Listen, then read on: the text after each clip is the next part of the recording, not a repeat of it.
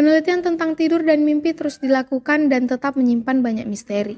Untuk benar-benar memahami tidur dan mimpi diperlukan kombinasi pendekatan neuroscience dan agama, karena keduanya memiliki aspek yang saling melengkapi. Stadium tidur memiliki beberapa tahap, termasuk REM atau Rapid Eye Movement, di mana mata bergerak cepat, tubuh sangat rileks tetapi mental sangat aktif. Pada tahap REM, mimpi biasanya tajam dan teringat dengan jelas. Fenomena sleep paralysis, di mana seseorang merasa tidak bisa menggerakkan tubuh saat tidur, sering terjadi pada tahap REM. Neuroscience menjelaskan ini sebagai hilangnya tonus otot sementara. Namun, dari sisi agama, sleep paralysis bisa dipahami sebagai pengaruh dari makhluk gaib. Paralisis itu orang yang tertidur, dia merasa tidak bisa menggerakkan badannya, tubuhnya, ya. Jadi kehilangan tonus. Nah, itu dijelaskan bahwa dia biasanya berada pada kondisi REM itu tadi. Jadi tubuhnya terjadi inhibisi dari pusat ke motor neuron sehingga tidak atonia. Nah, itu secara neuroscience. Begitu yang kita lihat secara realnya. Tapi apa yang dialami pasien belum tentu seperti itu. Apakah pada saat itu dia lagi bermimpi sesuatu apa? Nah, itu kurang bisa dijelaskan, ya. Jadi untuk mengetahui apa yang terjadi pada seseorang, maka dilakukanlah neuroscience melakukan polisomnografi atau PSG. Jadi di polisomnografi ini kita sudah punya alatnya di Rumah Sakit Wahidin. Jadi pasien-pasien yang mengalami gangguan tidur kita bisa melakukan polisomnografi.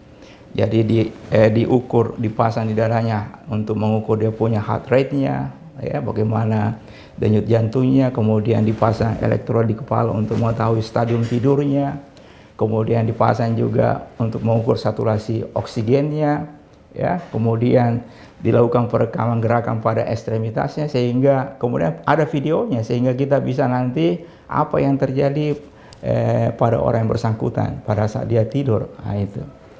Nah, sekarang dari aspek agamanya, yang pertama kita harus perbaiki mungkin terminologi setan, jin, itu akan berbeda juga.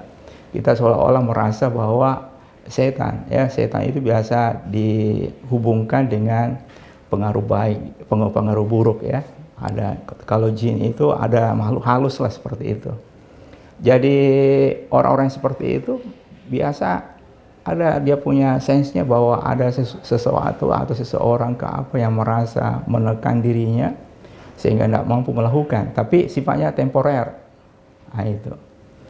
Jadi memang harus kita kombinasikan pendekatan spiritual, agama dengan neuroscience, ya, untuk bisa menjelaskan apa yang terjadi pada sleep paralysis itu. Untuk memahami apa yang terjadi selama tidur dilakukan pemeriksaan polisomnografi. Rumah Sakit Wahidin di Makassar telah memiliki alat PSG untuk mengukur berbagai parameter selama tidur, seperti denyut jantung, gelombang otak, saturasi oksigen, dan gerakan ekstremitas.